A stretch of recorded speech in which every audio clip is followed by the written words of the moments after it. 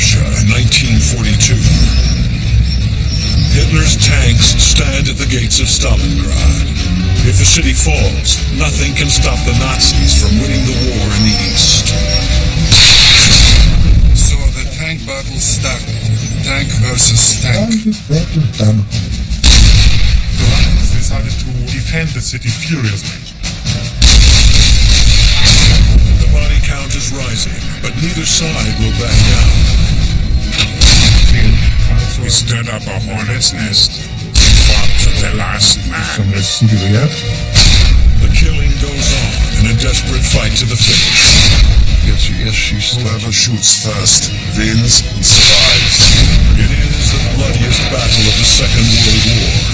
Tanks were burning and destroyed. Two massive tank armies clash in the Battle of Stalingrad, one of history's greatest tank battles.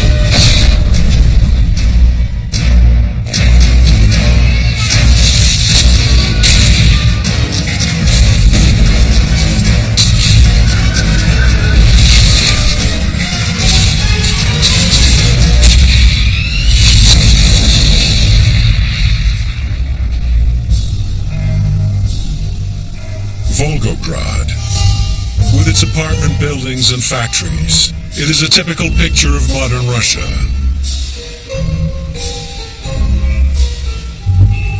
But rising high above the city, the gigantic statue of Mother Russia recalls a darker past, when Volgograd was known by another infamous name, Stalingrad. Here in 1942, Russian and German armies fight the bloodiest battle in human history, the Battle for Stalingrad.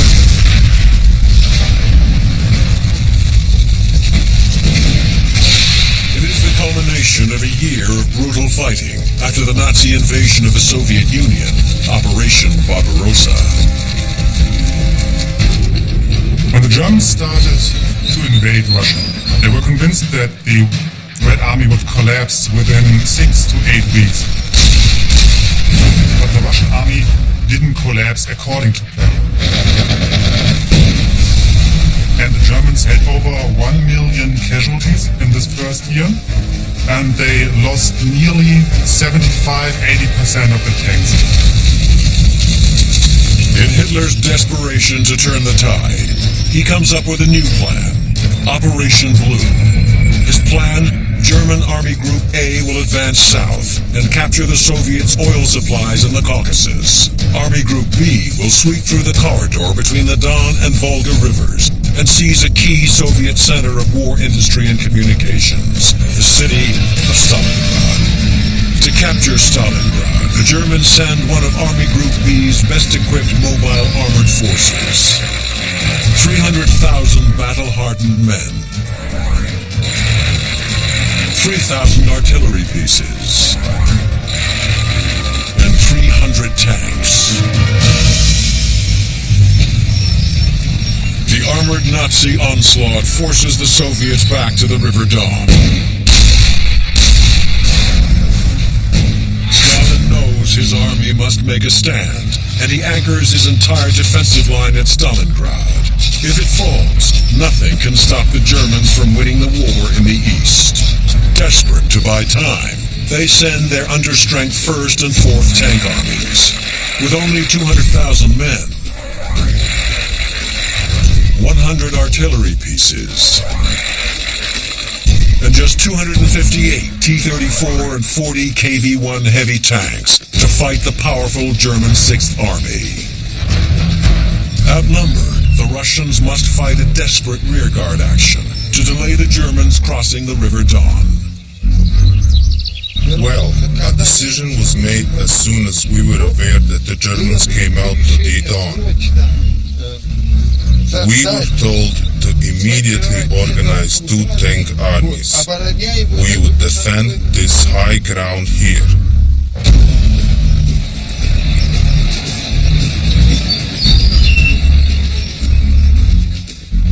We could not let the Germans through. We had to stop them. All of us lived with that idea in mind. That was our task. July 27th, 1942. The Germans advance on the River Don to seize the main crossing just 65 kilometers from Stalingrad. But the Russian 1st Tank Army launches a counterattack to stop them. With the 1st Tank Army is Lieutenant Vasily Krysov, leading a platoon of KV-1 heavy tanks. A series of green flares soared into the sky, the signal for the attack. Our engine roared, and our KV moved out towards the enemy. It was beginning to grow lighter, and the Germans opened a storm of fire.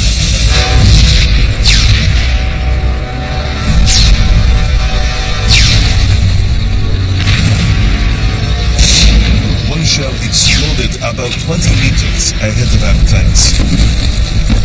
Almost immediately, a second shell glances off our left side. We had heavy Clement Voroshilov tanks, KVs. They have quite thick armor.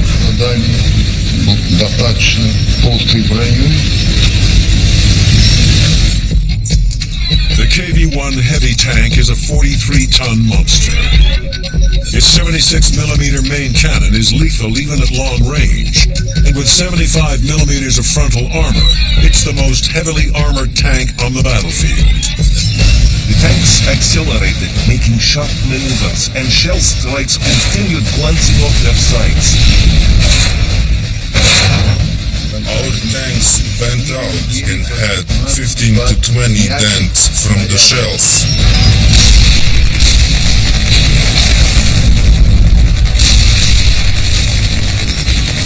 The Russians always formed waves of tanks and sent them forward with a huge, massive hammerhead, not as the Germans as a flexible maneuver force, but just as a blunt instrument. Toilet, stop! There's a gun just under the tree. Anti-personnel shell. Fire!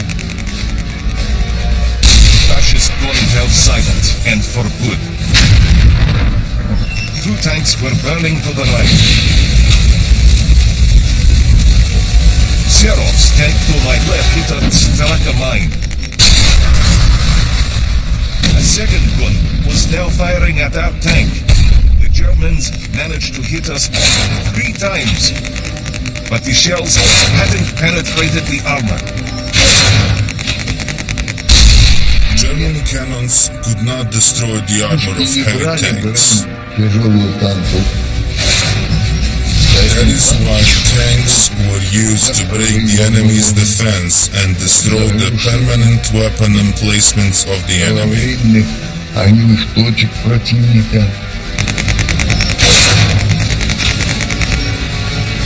Toilet, crush the gun!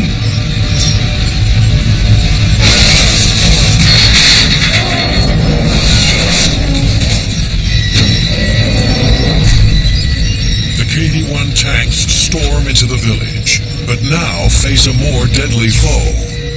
Since both sides often try to break through the other side, the tanks got closer and closer.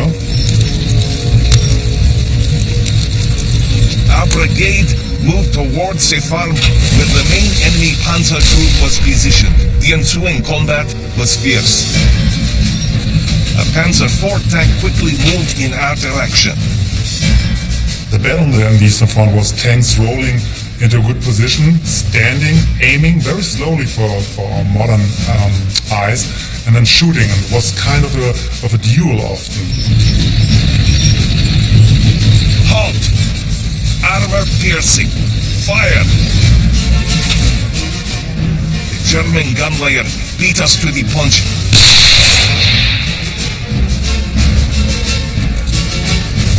However, after the hit by our shell, the German tank blew up.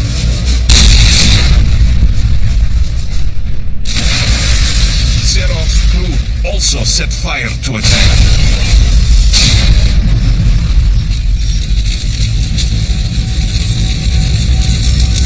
They kept the enemy back for the whole month at great cost of life. and they gave our high command, our general staff, a chance to accumulate and move up the reserves to Stalingrad in order to defend it. С тем, чтобы его оборонять. In 1 month's fighting, the Russians lose over 300,000 men and 1,000 tanks. And by August 23rd, the first tank army has been all but wiped out. Now there is nothing to stop the hundreds of German tanks pouring across the River Don and reaching the banks of the River Volga at Stalingrad. The enemy is at the gates. The Russian defenders now face a fight for survival. Most of all, we were feeling emotionally that we would fight for Stalingrad. Сражаться за Сталинград. Yes, we will resist. We will resist this fight. Выстоим и этот бой.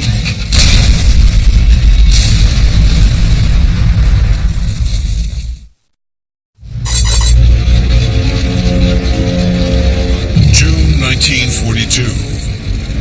A year after Hitler's invasion of Russia, his armies have suffered 1 million casualties. Desperate to finish off the war in the East, Hitler launches Operation Blue. By August 23rd, Hitler's 6th Army stands at the gates of Stalingrad, the Russians' last line of defense.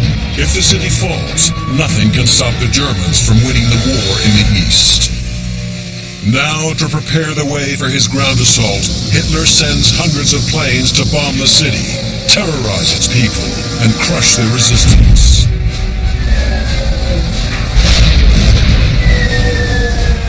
The city was on fire. The city was destroyed. The German air bombardment kills 40,000 men, women, and children. The survivors scramble from the ruins as the first German tanks begin their assault on the city. The German plan: attack Stalingrad from 3 directions.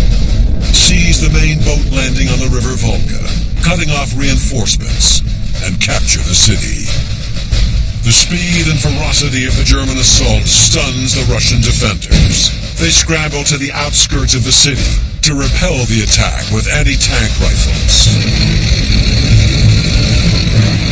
We went on a counter-offensive battle to cut off the Germans that had broken through to the Volga as a company commander of anti-tank guns. Now 20 tanks were coming to us from the Volga River toward infantry lying in the open field. Шли на лежащей пехоты на открытом поле. There were 16 anti-tank rifles, each 2.5 meters long. Длиной The biggest problem for us was the anti-tank rifles. They used projectiles that penetrate the light armor, and they caused quite some damage to us. Das hat bei uns dann entsprechende Verluste gebracht. I personally saw the power of an anti-tank bullet. пули. The bullet pierced the outer armor first, frontal armor. Some of its fragments could strike a crew member of the enemy tank, Поражало.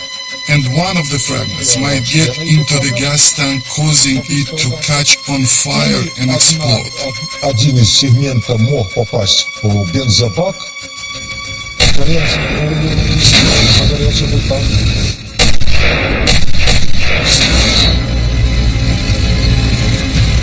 They set one tank on fire, then another. A third started spinning and the rest of the tanks stopped. Видимо, в гусеницу завертелся. Армада танков остановилась. At that time, I would say, they were still on the defensive, but they fought to the last man. At first we were winning, of course, but under difficult circumstances. Unter schweren Bedingungen. Despite Russian resistance, German tanks seized Stalingrad's northern suburbs, threatening to capture the nearby tractor factory that has been converted to produce T-34 tanks. This factory is one of the last left under Soviet control, so they desperately need to keep it out of enemy hands. At that plant, I formed a tank squadron. We were ready.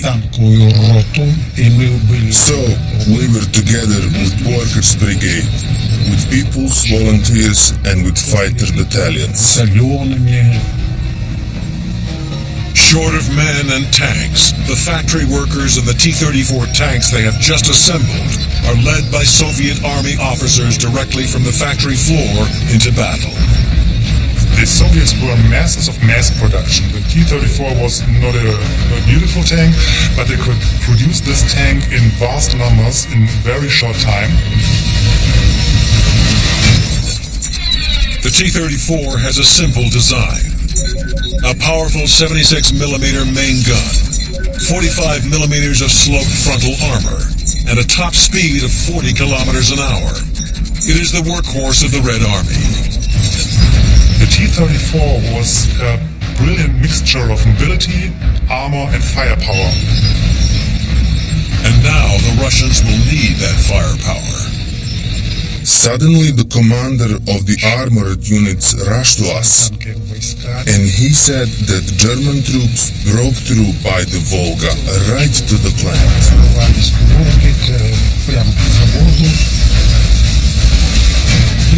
Well, the command we received was to move there and stop the tanks by the river.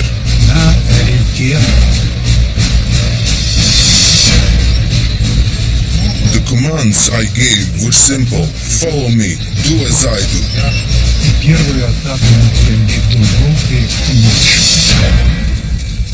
The attack was very powerful.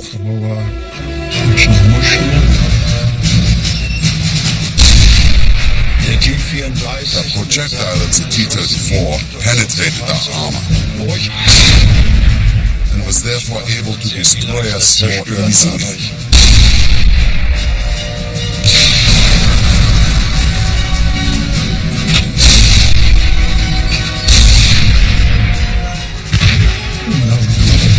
Several tanks were hit.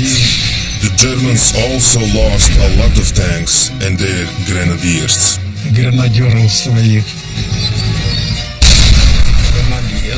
When you see the first dead or wounded fellow soldiers, and you see how terrible it all was, I was very scared. Ich habe große Angst gehabt. We advanced in columns and forced the Germans out.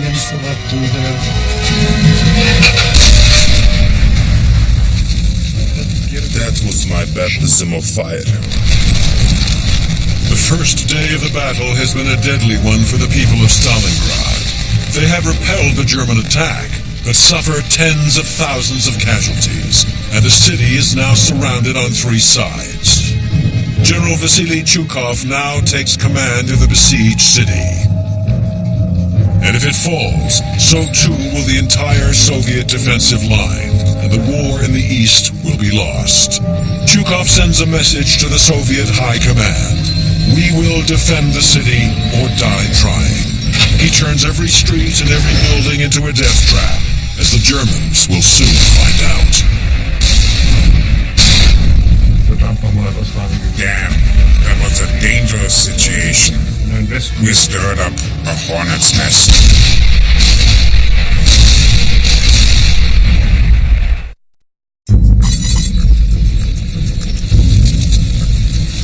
October 1942.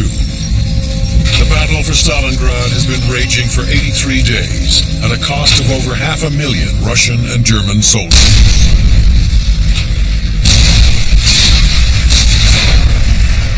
Hitler's armies surround the city on three sides. If General Chukov and the Soviets lose Stalingrad, they will lose the war in the east, so they vow to defend the city to the last man. Stalingrad became for them the symbol of this holding the line, so they decided to defend the city furiously. And that's the reason why Stalingrad became such a culmination point of fighting on the Eastern Front. The German plan was to bomb Stalingrad, hoping to crush resistance in the city. But 2 months later, their plan has backfired. The massive bombing raids have transformed Stalingrad into a deadly killing ground. Rubble-filled ruins provide 1,000 places for lethal ambushes. We actually had urban warfare for the very first time during all these years of war. That was something new for us. The German attack is bogged down in fierce street fighting. Its mighty panzer armies can't maneuver easily through the ruined urban battleground. Funneled down streets, they fall prey to General Zhukov and his men. Masses of enemy infantry supported by tanks soaked along the road from the tractor factory. We drove in a file down the middle of the street because you can't maneuver the vehicles otherwise. We continued on until that moment when I spotted the tanks. Our tank crews met an enemy attack with concentrated fire. They were basically superior to us. We stirred up a hornet's nest. 10 enemy tanks immediately went up in flames. German generals sent up more and more fresh units in waves. The German tanks coming under fire from our T-34s turned back.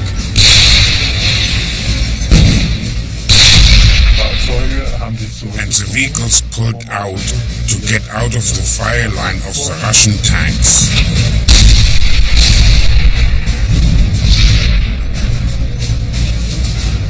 Afterwards, you say to yourself, damn, that was a dangerous situation.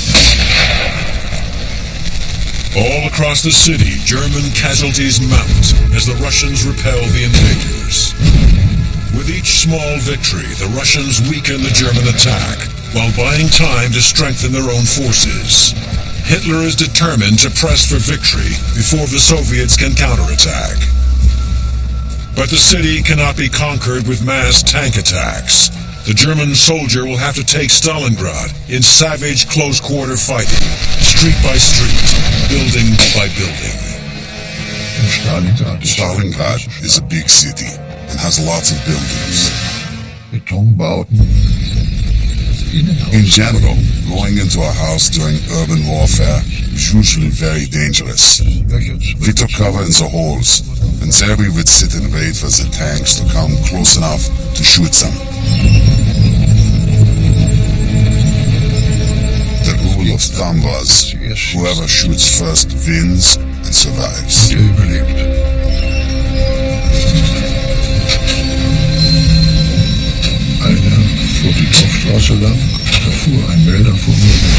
One of them was driving along the main streets, with one of our scouts following him on his motorcycle, throwing hand grenades on the T-34.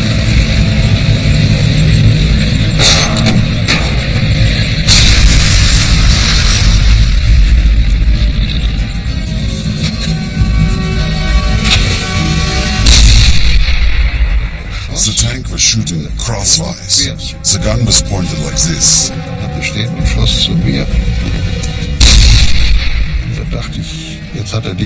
So after he shot, I thought, now I get out quickly and deposit the charge on his rear. We would try to deposit the charge on top of the engine on the rear of the tank. But he had obviously seen me. He turned very fast and shot.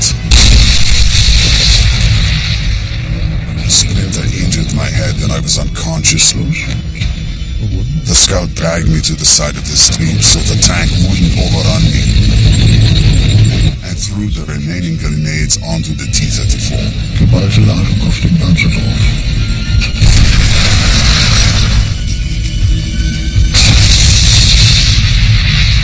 November 1942. After months of savage street fighting, the Russians have lost hundreds of thousands of men. They hold just a few small pockets of the city with their backs against the Volga River, and they are running critically low on food and ammunition. Well, the situation was very difficult. The fate of our motherland hung by a thread. The Germans prepare for their final push to destroy the stubborn Russian resistance in the city. But the battle is far from over. The Soviets plan a new offensive with their last reserves of men and tanks. A final gamble that will turn the tide of the Second World War.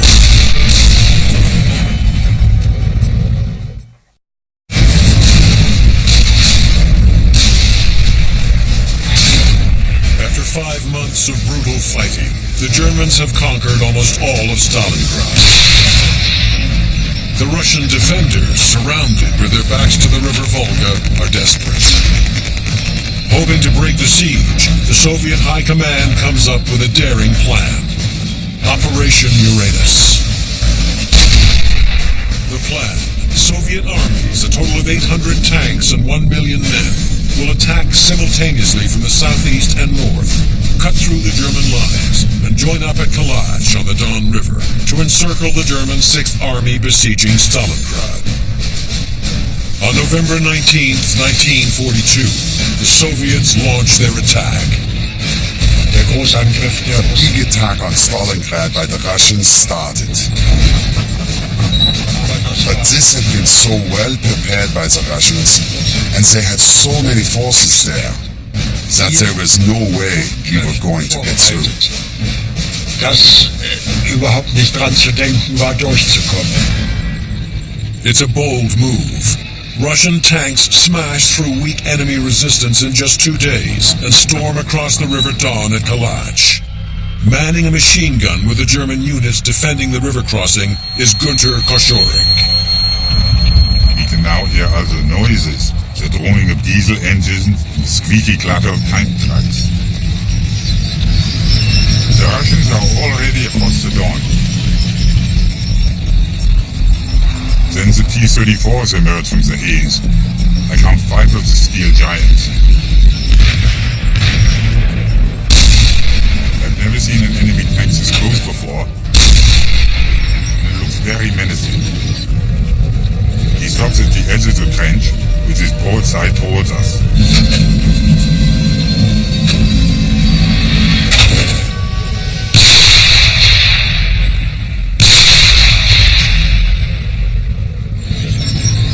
Suddenly he backs up. He has spotted us and is turning his turret towards us. The shell strikes home just meters behind us. And he lowers his gun and aims directly at us. Suddenly the tank is literally blown apart. The pioneers call over to us that they have destroyed it with a couple of mines. Koszorik survives, but the bigger picture is bleak for the Germans. The 2 Soviet forces link up at the Don River, trapping the 250,000 men of the 6th German Army in Stalingrad. We understood that here we did something extraordinary. And when the commanding officers drive up, they shake hands, praise us, and then they start telling us, "You guys, we have encircled a huge army." Operation Uranus has cut off vital supply lines, and shortages of food, fuel, and ammunition are quickly felt by the Germans in Stalingrad. Hitler must act quickly, or the entire 6th Army will be lost. German High Command plans a relief mission, Operation Winter Storm. The plan: elite panzer divisions, a total of 250 tanks and 50,000 men, will punch through Soviet lines, open a corridor to Stalingrad through which the 6th Army can escape. December 12, 1942. Operation Winter Storm begins. Desperate to counter the rescue attempt, the Russians hurriedly send a force to intercept the advancing German tanks near Verkhny Kupsky. But the German commander, General Erhard Rauss, has set a deadly trap. Russian forces poured out of Verkhny Kupsky at dawn.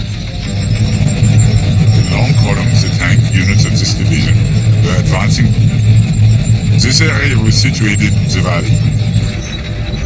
It was the strength of our tanks that they were able to maneuver themselves into tactical, favorable positions, and it was crucial for our tanks to bring themselves into a position, preferably where they couldn't be seen by the enemy, from where they could easily get the Russian tanks from the side. All of a sudden, German tanks appeared on the snow-covered hills. They slowly advanced towards their victims, who as yet were unaware of their imminent disaster. A concentric attack began, with the complete encirclement of the Russian brigade. The enemy suddenly saw more than 200 tanks descended from the hills and fall upon his columns. 200 guns fired from close range at the enemy tanks.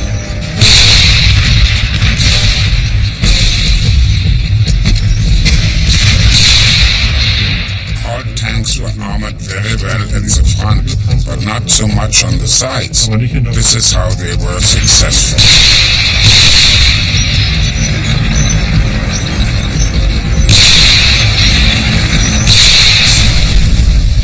Russian tank engaged the German tanks coming down from the hills in a fire duel for life or death.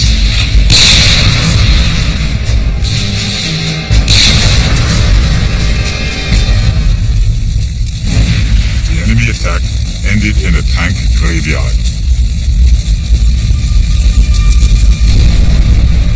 The Germans defeat the Russian counterattack and cross the Aksay River.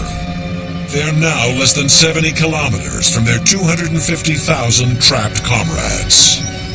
So there was a real threat of a breakthrough to Stalingrad and a possibility to save the trapped 6th Army. But the Soviets have sacrificed too much to allow the German 6th Army to escape. If they can keep them encircled in the city, they can win the Battle of Stalingrad and cripple German forces on the Eastern Front. They vow to stop the relief force, whatever the cost. Our main objective was, no step back, do not give a single inch of land to the Germans until either side is destroyed.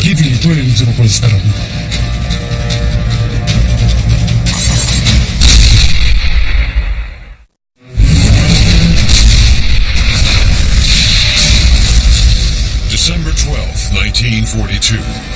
For 3 weeks, the German 6th Army in Stalingrad has been surrounded. 250,000 soldiers are freezing in the winter cold and running out of food, fuel, and ammunition. Without fresh supplies, the 6th Army will be lost. Hitler sends an elite panzer army to rescue them. The Russians send 350 of their own tanks to halt the advancing German relief column.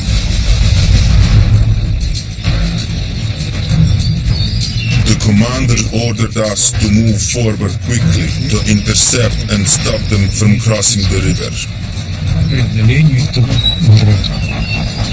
My squadron only had 7 tanks. But I was lucky. When I got to the ford in the river, somebody had dug a sand pit in the bank of the river.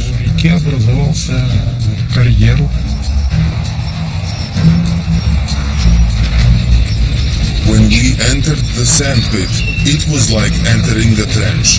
Most of the tank is hidden and only the turret and the gun are above ground.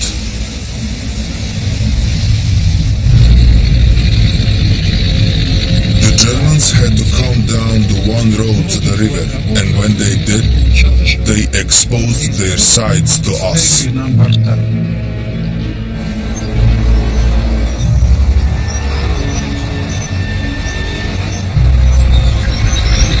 And we look for the weak point on the side.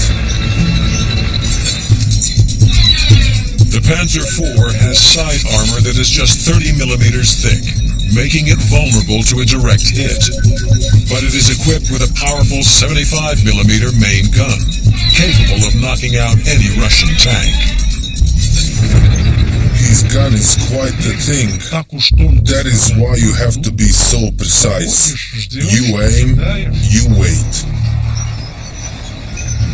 I strictly ordered my men to hold their fire until my first shot, to let them come closer.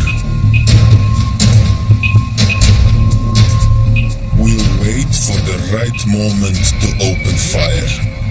Момент открытия огня. All my crew are worried. They're getting nervous. Там уже нервозность. Everybody was waiting, thinking, is the commander afraid or something? Не стреляй. Why is he not shooting? The Germans are getting close. We could see the crosses on their tanks. My guys waited until my first shot. Then they all started firing their guns.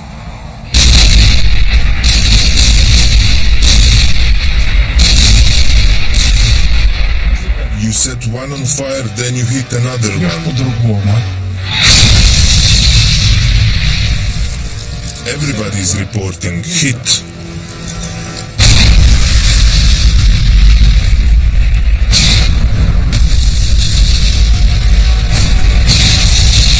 The official report is 11 German tanks we set on fire.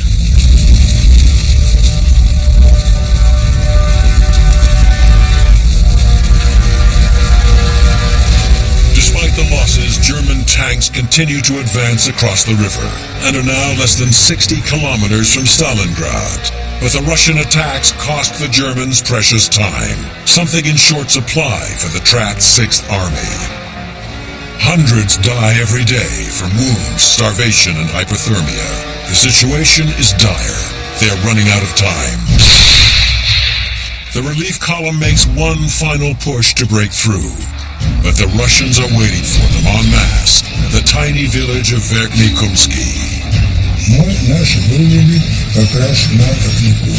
We were sent out to Verkhny Kumsky to occupy the settlement. Forward, forward. So the tank battle started, tank versus tank.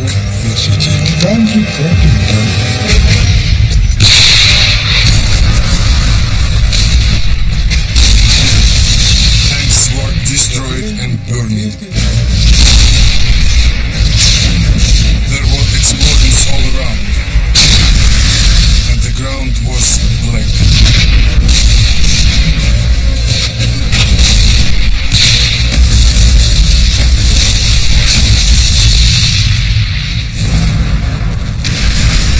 Hundreds of tanks are set ablaze.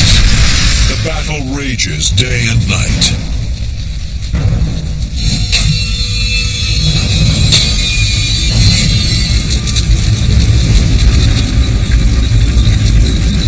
And here we are moving forward. We were rushing towards our new position.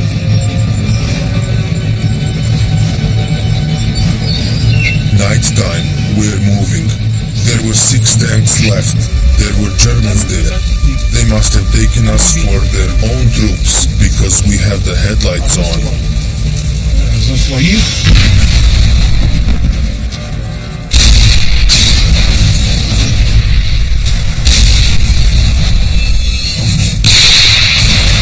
Lieutenant Plugin performed an act of bravery. His tank was set on fire. The gun was broken in half by a shell. The fighting in the village becomes even more desperate. The fate of the German 6th Army and victory at Stalingrad hangs in the balance. So he made a decision to make a ram attack against one of their tanks.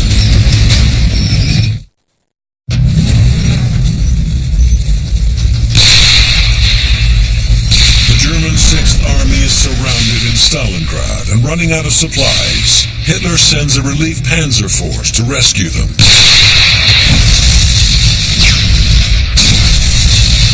The Russians, desperate to keep their stranglehold on the encircled army, send hundreds of tanks to halt the advancing German relief column at the village of Verkhny Kumsky. Victory at Stalingrad hangs in the balance. Dugin performed an act of bravery. His tank was set on fire. The gun was broken in half by a shell.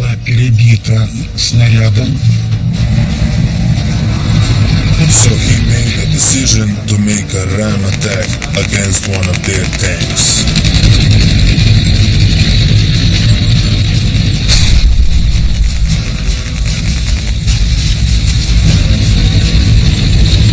So he hits one of the German tanks, and this was astonishing for them.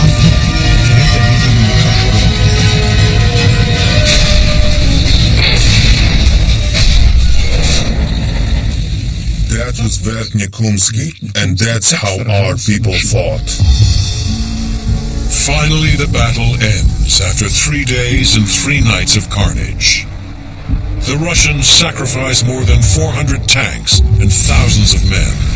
But despite their heroism, they cannot halt the German relief column, now just 50 kilometers from Stalingrad. The rescue of 250,000 men trapped there appears imminent. But the Germans have an Achilles heel. Every day, a fleet of transport planes from airfields deep behind German lines must fly vital supplies to the encircled 6th Army. Without the airlift, it cannot keep fighting. And now, I need to add something, which I think was left out a lot everywhere in the story about Stalingrad. I'm talking about the pilots that flew into the encirclement every day up until the end. First, a lot, and then gradually fewer. They brought us ammunition and frozen bread. December 16th, 1942. The Soviets, hoping to exploit the German vulnerability, launch Operation Little Saturn.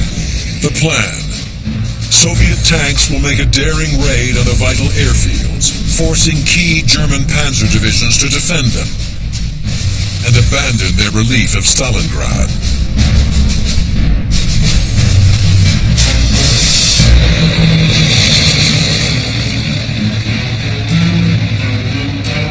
Christmas Eve, 1942. Russian tanks suddenly emerge out of the fog and attack the main German airfield at Tatsinskaya. A Soviet officer describes the attack. Our tanks unexpectedly broke into Tatsinskaya military airport. A tough fight between tanks and enemy artillery began. Germans shooting shells at the Russian tanks managed to blow up several of them. However, the Soviet tank crews broke the Nazi defense. Some of the tanks are low in ammunition and ran the transport planes.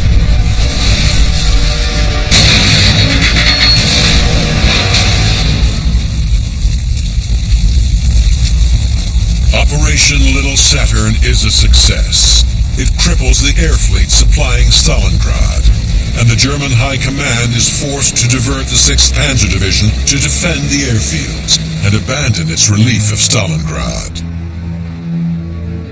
The loss of the 6th Panzer Division critically weakens the relief force. All hope of rescuing the 6th Army in Stalingrad is lost. Under the pressure of constant Russian attacks, the Germans in Stalingrad soon exhaust their supplies of fuel and ammunition. After a few days, we ran out of ammunition, and we all became infantrymen. The tank was of no use anymore and just stayed there, stuck in the snow. Blieb stehen und blieb stecken. On January 31st, 1943, the 6th Army surrenders. The Russian victory at Stalingrad is a turning point of the Second World War. From this day on, the Soviet Army would force the Germans all the way back to Berlin and to their final defeat. Stalingrad was, of course, a military disaster. We're talking about a whole army being lost on the Eastern Front. That's 250,000 people. But the main point was the blow against the morale of the Germans, because this idea of invincibility, this idea of winning every battle they picked, was blown to pieces at this point. the Russians, victory comes at an even higher price. Over 1 million of their people die in the defense of Stalingrad.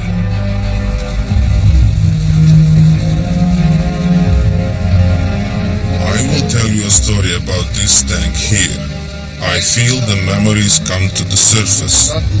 Memories of this place in 1942. That was a time of hardships. On the 50th anniversary of the victory of Stalingrad, I personally drove this tank here, and it will stay here in the memory of the fallen soldiers who gave their lives to defend their country. Танкистов в боях здесь, в Большой Злочи, вот установлен этот танк.